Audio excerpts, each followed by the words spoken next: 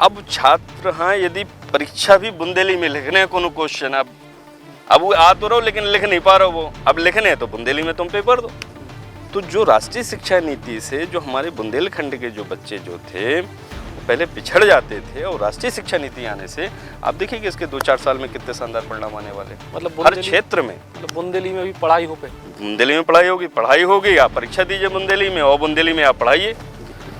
तो जिस शहर ने इतना प्रेम दिया हो, जिस शहर ने इतना हमको माना हो, तो कहते नहीं है कि आपने किसी से लिया है तो उसको लौटाना भी पड़ेगा। तो जो छतरपुर ने दिया है उसको हमने उसी रूप में लौटाया है। श्री कृष्णा विश्वविद्यालय एक जन सुविधा केंद्र खोलेगा, तो कोई भी, और वहीं के ही हम गांव के ही व्यक्ति को हम वहाँ पे रोजगार भी देंगे कि भाई आप आइए, और उसको हम 1-2 महीने की ट्रेनिंग दे देंगे, आपको क्या क्या जानकारी देनी है। तो छात्र 12वीं का है, वो सीधे वहीं जाकर के पता कर सकता है कि भाई मुझे 12वीं के बाद मैं कौन सा कोर्स करना चाहिए, उसके क्या फ़ायदे होंगे। तो हमारा उद्देश्य नहीं कि उसका जो छात्र है वो यहाँ विश्वविद्यालय में प्रवेश ले, उद्देश्य ये है कि वो कम से कम जो छात्र है उसके दिमाग में ये बात पैदा हो सके कि मुझे 12वीं के बाद आगे मुझे हायर एजुकेशन में क्या क्या करना है। यारो राम राम नमस्कार, हमें तो चिंते ही जो नाम है हमारा सचिन चौधरी। बुंदेलखंड क्षेत्र में सबसे ज़्यादा जो समस्या है वह है अशिक्षा की और बेरोजगारी की, और ये दो ही चीज़ें एक दूसरे से जुड़ी हैं। काय के जब व्यक्ति शिक्षित हुई है तो रोजगार के ज़्यादा अवसर हुई हैं, और बुंदेलखंड में शिक्षा की अलग जगा रही है श्री कृष्णा यूनिवर्सिटी, जी को हिंदी में कहें तो श्री कृष्णा विश्वविद्यालय छतरपुर में। और उनके सर्वे सर्वा हमारे संग हैं ब्रिजेंद्र सिंह जी। भाई साहब राम राम आपको। बहुत बहुत राम राम सचिन जी। भाई साहब, एक अद्भुत कैंपस, शानदार विश्वविद्यालय और लगातार प्रगति के पथ पे, ये पथ की शुरुआत ही से आज चूँकि बुंदेली बौछार पे आप पहली बार हमारे संगे हैं, तो शुरुआत ही से बात करेंगे जो इतनों पथ के कौन से कदमों से शुरू हो। लगभग 22 वर्ष पहले शिक्षा के क्षेत्र में हमारे सब ग्रुप ने मिलकर शुरुआत करी थी। पहले एक कोचिंग से इसका प्रारंभ करो, फिर कॉलेज डाले, नर्सिंग कॉलेज डाले, बीएड के कॉलेज डाले, और धीरे धीरे ऐसी शुरुआत बढ़ाते बढ़ाते फिर हमने 2018 में श्री कृष्णा विश्वविद्यालय की स्थापना छतरपुर में की।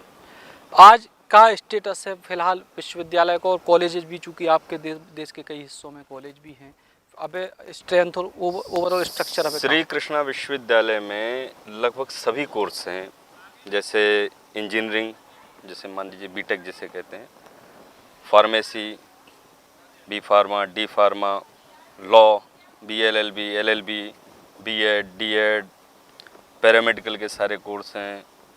आपका मैनेजमेंट हो गया, होटल मैनेजमेंट हो गया, चूँकि हमारे पास में खजुराहो है और ओरछा भी है, तो जो पर्यटन के क्षेत्र से भी संबंधित कोर्स हैं, टूरिज़्म के, वो भी यहाँ पर हैं।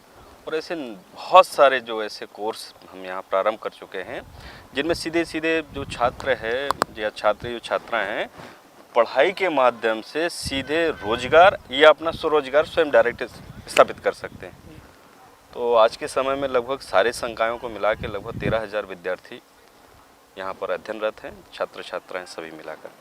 बड़ी समस्या बुंदेलखंड में रही कि बच्चा पढ़वो तो चाहू थे, लेकिन जो है उनके लाने जो आर्थिक जो अभाव है वो कई बार जो है मुसीबत बन जाती है, मुश्किल बन जाती है। उसमें कैसे अपन उस चुनौती को कैसे सामना करें? देखिए, क्या है इसमें, हम इसको 2 तरीके से हम बता रहे हैं आप। एक तो हम क्या है, यहाँ पर राष्ट्रीय Shri Krishna national talent Hunt के नाम से परीक्षा कराते हैं। पूरे जितने भी ब्लॉक हैं, पूरे छतरपुर जिला, पन्ना, टीकमगढ़, आसपास के जितना अपना बुंदेलखंड का एरिया है, वहाँ पर अपन उनका फॉर्म भराते हैं, सारा निःशुल्क रहता है, और वो सारे जो छात्र छात्राएं हैं यहाँ आकर के वो परीक्षाएं देते हैं। परीक्षा में जितने भी उनकी मेरिट बनती है, उसकी ब्लॉक वाइज हम मेरिट बनाते हैं। तो जितने निर्धन छात्र हैं उनको हम ऑलमोस्ट निःशुल्क कोचिंग कर देते, मतलब यहाँ पे अध्यापन का कार्य करवाते हैं। इसको हमने 3-4 कैटेगरी में बांट रखा।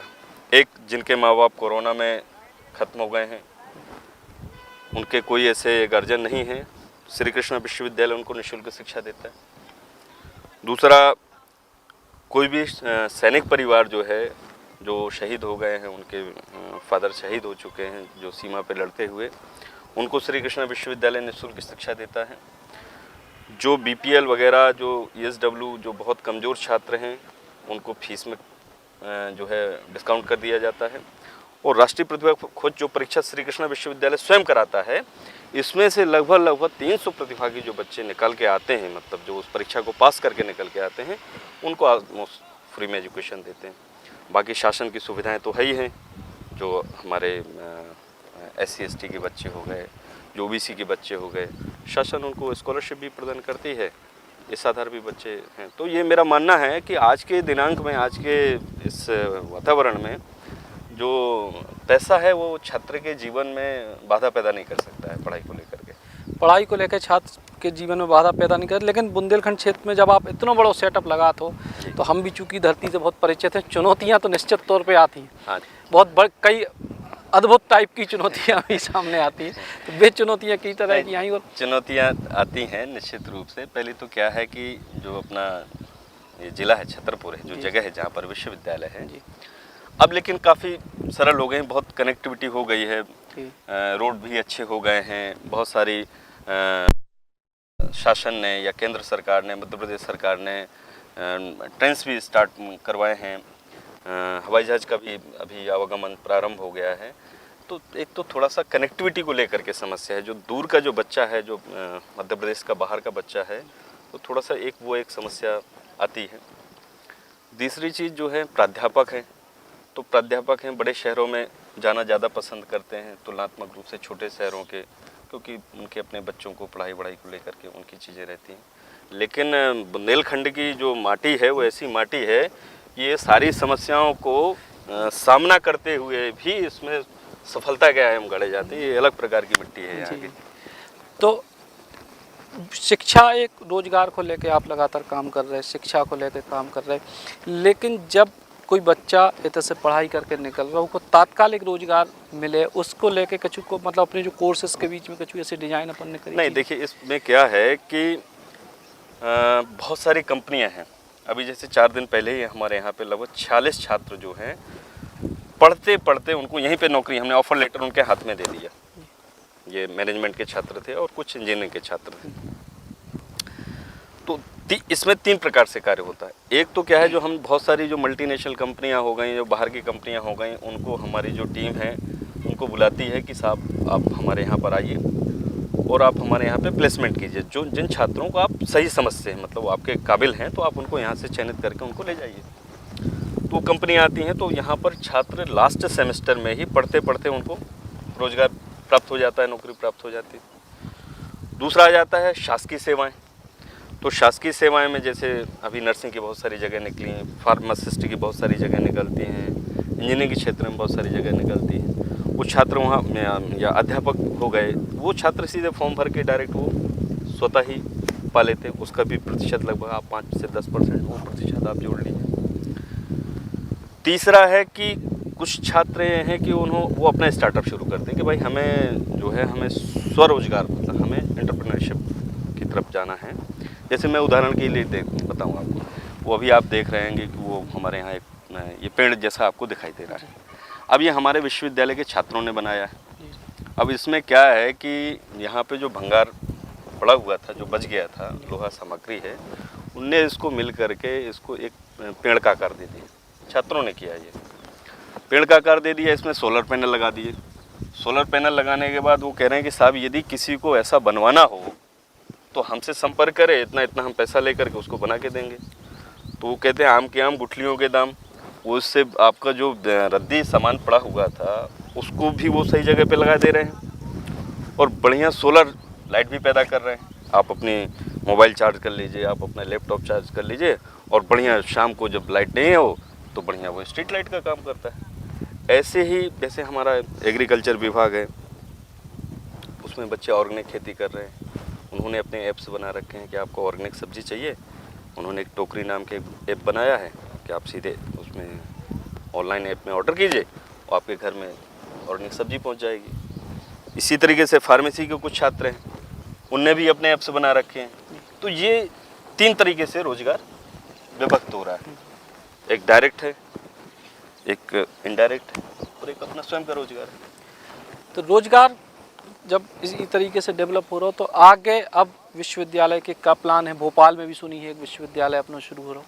हाँ, नहीं वो तो भोपाल का प्रारंभ होने वाला है। जी जी लेकिन यहाँ जो अभी हम यहाँ की हम बात करें तो मेरा जो मूलतः जो उद्देश्य है, जैसे अभी नई शिक्षा नीति जी केंद्र सरकार ने लागू की है जी और इसके नई शिक्षा नीति के इतने सुखद परिणाम आने वाले हैं कि आप जिसकी कल्पना नहीं की होंगे। हमारे क्षेत्र का विद्यार्थी है, आप जाकर के देखें, बड़े बड़े महानगरों में, विदेशों में, लंदन में, जापान में ऐसी कोई जगह नहीं होगी जहाँ छतरपुर, पन्ना, टीकमगढ़, दमोह यहाँ का जो बच्चा है वहाँ पर नहीं हो। तो नॉलेज की कमी नहीं है, ज्ञान बुद्धि का कमी नहीं है, लेकिन कहीं ना कहीं उसके रास्ते में जो इंग्लिश रहती है या जो अंग्रेजी भाषा है वो रोड़ा लगाती है। अब जो नई शिक्षा नीति आई है, जो बुंदेलखंड अपनी जो लैंग्वेज है, बुंदेली लैंग्वेज जैसी जो बोलते हैं, अब छात्र हाँ यदि परीक्षा भी बुंदेली में लिखने हैं कोनो क्वेश्चन, अब वो आ तो रहो लेकिन लिख नहीं पा रहे वो, अब लिखने हैं तो बुंदेली में तुम पेपर दो। तो जो राष्ट्रीय शिक्षा नीति से जो हमारे बुंदेलखंड के जो बच्चे जो थे वो पहले पिछड़ जाते थे, और राष्ट्रीय शिक्षा नीति आने से आप देखिए कि इसके 2-4 साल में कितने शानदार परिणाम आने वाले, मतलब हर क्षेत्र में। मतलब बुंदेली में भी पढ़ाई हो पे, बुंदेली में पढ़ाई होगी, आप परीक्षा दीजिए बुंदेली में और बुंदेली में आप पढ़ाइए। यदि हमारे कोई अध्यापक भी बुंदेली में क्लास लेना चाहता है तो वो जाकर के बुंदेली में पढ़ा सकता है और बच्चे अपना विषय चूज कर सकते हैं। तो ये बहुत अच्छी चीज़ आने वाली है। तो भैया आप विश्वविद्यालय के अगले हिस्सा में हमारे पहुँचे हैं, कछु अगली चर्चा को भी शुरू करें। भाई साहब, छतरपुर जो है एक ऐसा सेंटर है, बुंदेलखंड को केंद्र भी है, महाराजा छत्रसाल की नगरी है। जब आपको विचार आओगे विश्वविद्यालय बनाना तो छतरपुर में ही को सेंटर बनाने को विचार कैसे पहुँचे? देखिए, हमारी पढ़ाई लिखाई पूरी छतरपुर में हुई, और पढ़ाई लिखाई छतरपुर में होने के साथ साथ यहीं पर ही हमने सबसे पहले कॉलेज की स्थापना की जी। इसके फिर जिलों के अन्य जगहों पे हमने अन्य शैक्षणिक संस्थाओं की स्थापना की। न जाने कितने छात्र छात्रा मेरे द्वारा पढ़ करके अच्छे अच्छे उन्होंने मुकाम हासिल किया, कोई डॉक्टर बना, कोई इंजीनियर बना, कोई प्रशासनिक पदों में गया। तो जिस शहर ने इतना प्रेम दिया हो, जिस शहर ने इतना हमको माना हो, तो कहते नहीं है कि आपने किसी से लिया है तो उसको लौटाना भी पड़ेगा। तो जो छतरपुर ने दिया है उसको हमने उसी रूप में लौटाया है। शिक्षा हमको यहाँ से प्राप्त हुई तो हमारा भी कर्तव्य बनता है कि जिस शहर में हमने इतनी अच्छी शिक्षा प्राप्त की, उस शहर को भी, उस शहर के छात्र छात्राओं के लिए भी हम ऐसा संस्थान खोलें कि जो बच्चे जो है किसी कारणों से जा नहीं पाते थे, बाहर नहीं पढ़ने जा पाते थे, चाहे धन के अभाव में हो, चाहे संसाधनों के अभाव में हो, वो कम से कम इस विश्वविद्यालय से अच्छी शिक्षा हासिल कर सकते हैं। तो मूल हमारा उद्देश्य यही था। तो आप लंबे समय तक शिक्षक रहे, सफल शिक्षक रहे, तो अभी विश्वविद्यालय चलाने के साथ कभी शैक्षणिक कार्य करते हो? बिल्कुल बिल्कुल। मुझे सबसे ज़्यादा सचिन जी आनंद प्राप्त होता है कि मैं अभी भी किसी भी क्लास में जी। मैं जब भी खाली होता हूँ तो मैं किसी भी क्लास में अपने आप में पहुँच जाता हूँ। अच्छा, उसके मेरे को 2 फायदे। एक तो ये है कि जीवन में कहते हैं ना कि कार्य वो कीजिए जिसको मन में खुशी प्राप्त हो, तो हमको इस कार्य में बड़ी प्रसन्नता प्राप्त होती है। तो एक तो हमारा ये है कि हमें दिल से बड़ा अच्छा लगता है कि हम चले गए और हमने सीधे पढ़ाना शुरू कर दिया। अब इसका दूसरा फायदा ये भी होता है कि हमको देख करके जितने यहाँ पे बड़े बड़े पदों पे, चाहे रजिस्ट्रार हों, चाहे हमारे वीसी साहब हों, प्रो वीसी हों, डीआर हों, उनको भी जब कभी समय मिलता है तो वो भी अपना अपना एक लेक्चर क्लास में जा कर के दे आते हैं। तो वो भी अपने आप को बना एनर्जेटिक महसूस करते हैं कि अब वाह, आज हम एक क्लास लेकर के आए। देखिए, जीवन के जो इतने साल हम लोगों ने इस क्षेत्र में निकाले, तो जब छात्रों के सामने जाते हैं तो फिर से अपना वो 20 साल पुरानी चीज़ें याद आ जाती हैं। तो ये बड़ा सुखद अनुभव होता है हमारे लिए। कुछ नए इनोवेशन पे भी आपका प्लान है, फायरिंग रेंज को लेके और बाकी कुछ चीज़ों को लेके विश्वविद्यालय, मतलब पढ़ाई लिखाई के अलावा भी कुछ इनोवेशन, कुछ बड़ी प्लान चल रहा है? हमारे यहाँ पर एनसीसी की पूरी बटालियन है, और अभी जो पीछे हमारा जो ग्राउंड है उसमें एनसीसी के सारे ऑब्स्टिकल्स की व्यवस्था की गई है, जिसमें छात्र वहाँ प्रशिक्षण प्राप्त करते हैं। साथ ही में अभी परसों हमारे यहाँ मेजर जनरल जी आए थे, विश्वविद्यालय आना उनका हुआ था, तो पीछे हम ओपन फायरिंग रेंज बनाने जा रहे हैं। ओपन फायरिंग रेंज से है जिन छात्रों को शूटिंग करने के लिए काफ़ी दूर जाना पड़ता था या यहाँ जैसे नौगांव उनको जाना पड़ता था, वो सारे छात्रों को हम यही प्रशिक्षण देंगे। उससे लाभ ये होगा कि जो छात्र एनडीए में जाना चाह रहे हैं, एसएसबी में जाना चाह रहे हैं, शीर्ष सर्टिफिकेट प्राप्त करना चाह रहे हैं, वो अपने आप को बड़ा कॉन्फिडेंट महसूस करेंगे। और आपको एक बहुत अच्छी जानकारी बता दूं कि अभी हमारे विश्वविद्यालय के छात्र जो थे वो 15 अगस्त की ओडिसी में भी उन्होंने हिस्सा लिया था। तो ये विश्वविद्यालय के लिए भी गौरव का विषय है कि हम पढ़ा तो रहे ही हैं, साथ में हम ऐसे लोगों को, ऐसे छात्र छात्राओं को भी हम तैयार कर रहे हैं जो हमारे देश के लिए बिल्कुल अपना सीना, भारत माँ के सेवा के लिए बिल्कुल अपना सर अर्पित करने के लिए तैयार हैं। ऐसी देश भावना भी हम छात्र के दिलो दिमाग में हर तरीके से हावी रहे, ये भी हमारा पूर्ण प्रयास है। इसके अलावा जो गैर शैक्षणिक गतिविधियाँ उसमें भी और किस तरीके की अपने गैर शैक्षणिक गतिविधियों में देखिए हमारे यहाँ पूरी स्पोर्ट्स की सारी एक्टिविटीज़ होती हैं। भाई क्या है, पढ़ाई के लिए स्वस्थ शरीर का भी होना बहुत ज़रूरी है। जैसे हमारे यहाँ पीछे क्रिकेट का बहुत बड़ा ग्राउंड है, क्रिकेट का इधर ग्राउंड है, फिर एक ग्राउंड हमारा यहाँ फुटबॉल का है, ये मेजर गेम है, खो खो है, कबड्डी है, फिर इंडोर गेम्स में हमारे पास टेबल टेनिस है, बिलियर्ड्स है, बैडमिंटन है। तो ऐसे जितने भी जो खेलों की जो गतिविधियां हैं, जैसे हमारे यहाँ 15 दिवसीय खेल महोत्सव होता है, तो ऐसे कोई भी खेल नहीं रहता है जिसको उस खेल महोत्सव में शामिल नहीं किया जाता है। चाहे चेस हो, कैरम हो, रस्साकसी हो गया, बहुत छोटे छोटे गेम। और अब तो हमने क्या है, इस बार से जो खेल महोत्सव होगा तो अपने जो बुंदेली आंचलिक गेम हैं, इस बार हमने सिफारिश की कि उनको भी उसमें शामिल कीजिए, उससे अधूरे ना रह जाए। ये तो अंग्रेजी गेम है, क्रिकेट तो अंग्रेजी गेम हो गए, ठीक है, ऐसे बहुत सारे अंग्रेजी गेम हैं, लेकिन जो हमारे भारत देश के पारंपरिक गेम हैं जिससे जो छात्र छात्राएं अछूते हैं, उन्हें पता नहीं, सुन लिया उन्होंने, वो भी सीधे हम उसको खेल महोत्सव के माध्यम से उनके दैनिक जीवन में हम उसको भी हम प्रारंभ करना चाहते हैं। तो ये इतनी सारी उपलब्धियां हैं, तो ब्रिजेंद्र जी को सपना का है कि एक विश्वविद्यालय इको और ऊंचाई, अगले 10-20 विश्वविद्यालय, कोई एक ड्रीम होत कि भैया एक आपको प्राइमरी तो हमें लगत कि जब शुरू हुई है कि चलो यार एक जैसी बड़ो संस्थान खड़ो करने, संस्थान खड़ा होगा। अब देखिए अभी तो हम इसको एक्सप्लोर कर रहे हैं। अभी इसी में अभी हम जो है आयुर्वेद, चूँकि अभी आपने कोरोना के समय में देखा कि अंग्रेजी दवाइयों से ज़्यादा हमारी जो देसी दवाइयाँ थी उन्होंने महत्वपूर्ण भूमिका यहाँ पे रखी। वो सारे के सारे सही हो गए जिन्होंने घरों में जा कर के अपना काढ़ा या अपने देशी तरीके से उन दवाइयों का इस्तेमाल किया, उन्हें अस्पताल तक जाने की ज़रूरत नहीं पड़ी। आसपास का जो क्षेत्र है, चाहे जटाशंकर हो गया, पन्ना का क्षेत्र हो गया, हमारे खजुराहो वाले एरिया हो गए, छतरपुर में भी बहुत सारी ऐसी जगह हैं, इतनी प्रचुर मात्रा में औषधि पौधे प्राप्त होते हैं। हमने भी जहाँ अपने यहाँ हर्बल गार्डन लगा रखा है, औषधि पौधे बहुत सारे यहाँ पे हमने लगा रखे हैं। तो हमारा ये उद्देश्य है, अभी जो अगली सीढ़ी है कि हम यहाँ पर आयुर्वेद मेडिकल कॉलेज यहाँ पे हम बनाने जा रहे हैं। तो जिससे क्या होगा कि देसी पौधे से देसी रूप में छात्र अच्छे डॉक्टर यहाँ से बना सकें आयुर्वेद के क्षेत्र में। तो अभी जो हमारा अगला जो विज़न है जिसमें हमें कार्य करना है, हम वही काम कर रहे हैं। और दूसरी चीज़ है कि संख्या पर मत जाइए, संख्या एक अलग चीज़ हो गई। मेरा जो उद्देश्य है मूलतः कि हमें क्वालिटी पे फोकस करना है। यदि छात्र की पे हम क्वालिटी पे जितना अच्छा फोकस करेंगे, शिक्षा जितनी आपने बहुत ज़्यादा उसको पढ़ा दिया और पढ़ने के बाद वो अपने जीवन में कुछ नहीं कर पा रहा है, ना तो कहीं पे वो रोज़गार अपना स्थापित कर रहा है, ना ही स्वयं का रोज़गार स्थापित करना है, तो ऐसी शिक्षा फिर किस काम की।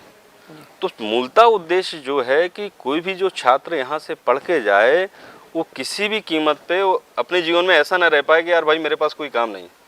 देखिए दो चीज़ें हैं, जो काम करने वाले हैं उन्हें काम की कोई कमी नहीं, और जो काम करने वाले नहीं हैं उनके लिए कोई काम नहीं है। तो मूलतः हम ऐसे छात्र यहाँ से निकालें कि जैसे अभी यहाँ मैं अपने यहीं की बात बता रहा हूँ, अपने विश्वविद्यालय परिसर की, कि छात्रों ने इतने अच्छे अच्छे ऐप स्टार्ट कर रखे हैं अभी पढ़ते हुए। कई छात्रों ने अपनी पढ़ाई के दौरान ही अपनी स्वयं की कंपनी बना ली और अच्छा क्या किया कि अपने साथ के पढ़ने वाले लड़कों को ही, किसी को सीईओ, किसी को ये, उनको दायित्व दे दिया। तो पढ़ाई के दौरान यहीं से पढ़ते पढ़ते धन का अर्जन उन्होंने करना शुरू कर दिया। तो जब वो अपने आगे के जीवन में जब वो आगे जाएंगे तो वो लड़के कितने कॉन्फिडेंट होंगे। मैंने उनसे पूछा कि मैंने कहा आप क्या गवर्नमेंट जॉब वगैरह पसंद करेंगे? बोले नहीं सर, हम इसको बिजनेस को बहुत आगे कर लेंगे। तो अपने जब उन छात्रों पे इतना कॉन्फिडेंट देखते हैं तो फिर हमें भी अपने मन में संतोष आ जाता है कि हमारी जो दिशा है वो सही दिशा पे हम जा रहे हैं। तो मूलतः जो उद्देश्य है कि क्वालिटी एजुकेशन, जैसे हमारे यहाँ लॉ के विद्यार्थी LLB है, हमारे यहाँ BLLB है, तो जो लॉ के स्टूडेंट हैं वो अपनी लॉ फर्म बना रहे हैं कि साहब हम जो हैं हमारी स्वयं की लॉ फर्म रहेगी और उस क्षेत्र में हम काम करेंगे। तो कुल मिला के रोजगार परक शिक्षा की तरफ आपको बहुत जोर है, लेकिन आपको अबे की जो व्यवस्था है, चाहे वो शिक्षा की या रोजगार की, अपने एक तो आप तो अपने प्रयास कर ही रहे, इनमें और आपको क्या लगता है कि कौन सी ऐसी चीज़ें हैं जिनमें खासतौर से बुंदेलखंड क्षेत्र जो पलायन के लाने सबसे ज़्यादा बदनाम है? जब कोरोना से में मजदूर जब लौटे तो सबसे ज़्यादा बुंदेलखंड के लौटे, तो कौन सी ऐसी चीज़ें हैं जो बाकी और लोग भी जी को फॉलो कर सकें? देखिए क्या है, ये तो आप मानते होंगे कि अब पलायन बहुत घट गया है। पहले ऐसी परिस्थितियां नहीं थी, लेकिन अब काफ़ी यहाँ पर, चूँकि यहाँ पे भी अब बहुत सारे नई नई चीज़ें आ रही हैं, यहाँ भी रोजगार बढ़ा है। बस मूलतः जो चीज़ों पे ध्यान देना है वो है वोकल फॉर लोकल, कि जो हमारे यहीं परिदृश्य में जो चीज़ें हैं उनसे ही बिजनेस खड़ा किया जाए। भाई देखिए, आप किसी चीज़ को यदि आप मान लीजिए विदेश से मंगा रहे हैं या चाइना से मंगा रहे हैं या जापान से मंगा रहे हैं और फिर आप उसको असेंबल कर रहे हैं या बना रहे हैं तो बहुत महंगा पड़ जाएगा, कॉस्ट ही बहुत महंगी ज़्यादा हो जाएगी। तो आपके यहीं पर जो नज़दीक आसपास के वातावरण में हो गया, ऐसी बहुत सारी चीज़ें हैं, जैसे मिट्टी के बहुत सारे काम यहाँ पे हो रहे हैं, फर्नीचर का काम यहाँ का कितना फेमस काम है, यहाँ का फर्नीचर देश विदेशों में जा रहा है। तो इस प्रकार के जो हमारे वर्तमान में जो चीज़ें उपलब्ध हैं, चाहे वो एग्रीकल्चर का क्षेत्र हो, चाहे आपका अन्य भी क्षेत्र हो, ऐसे बहुत सारे ऐसे जो क्षेत्र की जो चीज़ें हैं उनसे ही उद्योग, छोटे छोटे उद्योग स्थापित हों। और सरकार तो अपने इस क्षेत्र में कार्य कर ही रही है, बस है उसको थोड़ा सा जागरूकता लाने की। तो सर जी तरीके से पूरा का पूरा आपने प्रोसेस बताओ, विश्वविद्यालय को सारी की सारी चीज़ें बताइए। सरकारों की बड़ी चिंता है कि 12वीं के बाद बच्चा आगे कायदी पढ़ाई कर, बहुत सारे बच्चों की पढ़ाई छूट गया, बहुत बड़ा रेशियो। तो उसके लाने श्री कृष्णा विश्वविद्यालय की तरीके से काम कर। देखिए क्या है, प्रदेश सरकार और केंद्र सरकार दोनों सरकार ये चाहती हैं कि उच्च शिक्षा के क्षेत्र में छात्र छात्राओं का GR बढ़े। इसके लिए वो सारी गवर्नमेंट जो हैं वो निरंतर प्रयास करती रहती हैं, अवेयरनेस के प्रोग्राम भी चलाती हैं।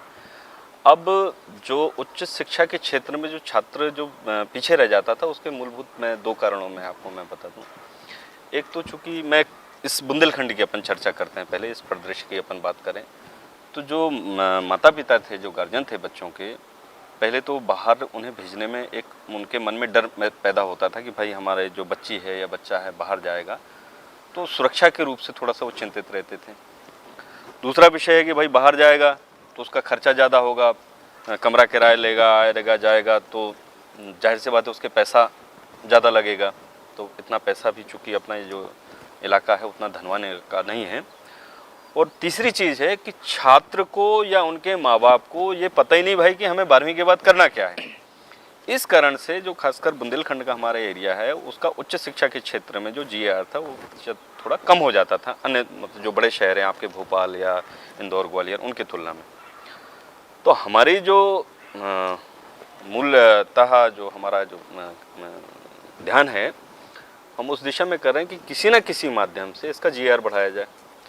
तो इसके लिए हम ये व्यवस्था कर रहे हैं कि पूरे छतरपुर ज़िला में हर गांव में लगभग जहां तक हमारी पहुंच हो जाएगी प्रयास करेंगे। पहले बड़े शहरों से प्रयास करेंगे, फिर छोटे शहरों पे, फिर गांव तक हम प्रयास करेंगे।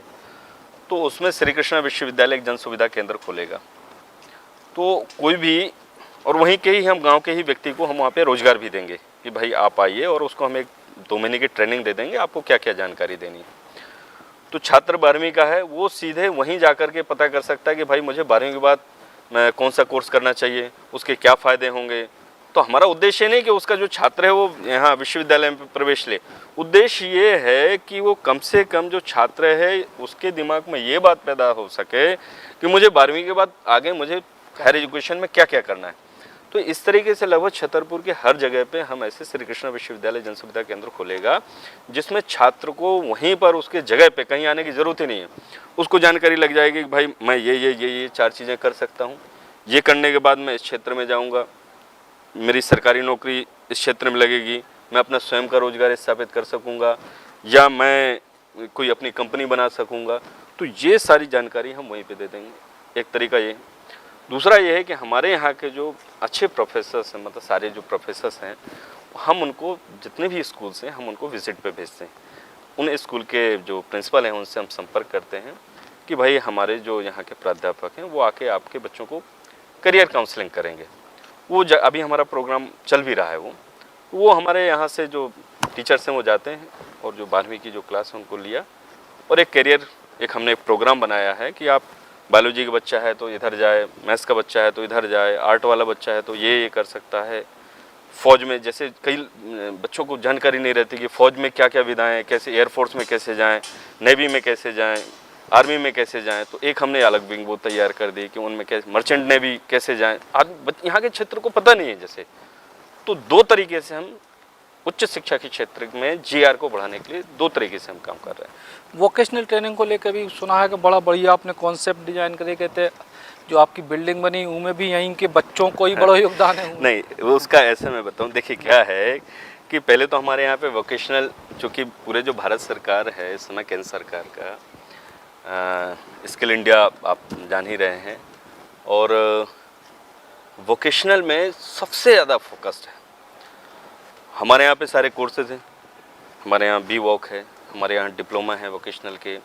ऐसे ब्रिज कोर्स हमने बनाए हैं कि भाई आपको यदि फ्रिज सुधारना है तो हम 1 महीना में हम एक ब्रिज कोर्स बना दिया, फ्रिज कैसे सुधारो। मोबाइल रिपेयरिंग का कोर्स हमने रखा है, 1 महीने में आप आओ, आप सीधे मोबाइल रिपेयरिंग का कोर्स सीखो।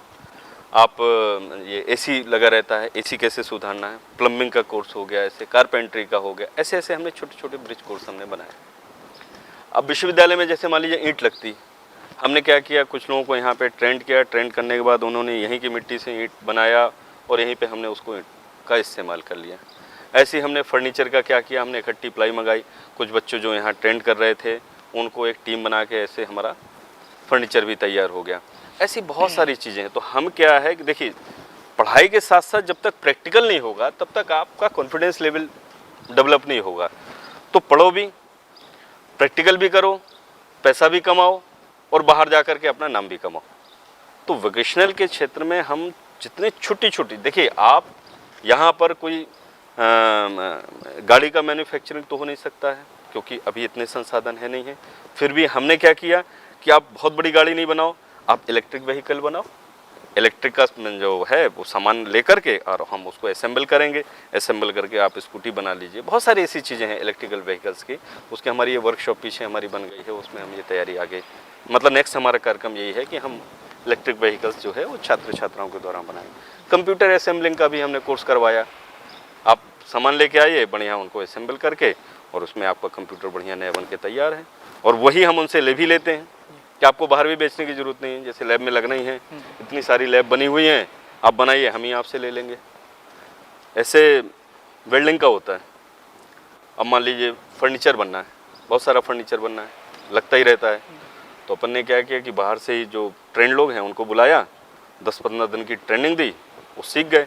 अब सारे तो नहीं सीख पाते हैं, जिनका उसमें इंटरेस्ट रहता है, किसी का किसी विधा में इंटरेस्ट है, किसी का किसी विधा में इंटरेस्ट है, सीख गए, हमने कहा बना के दीजिए, विश्वविद्यालय उसको परचेज कर लेगा।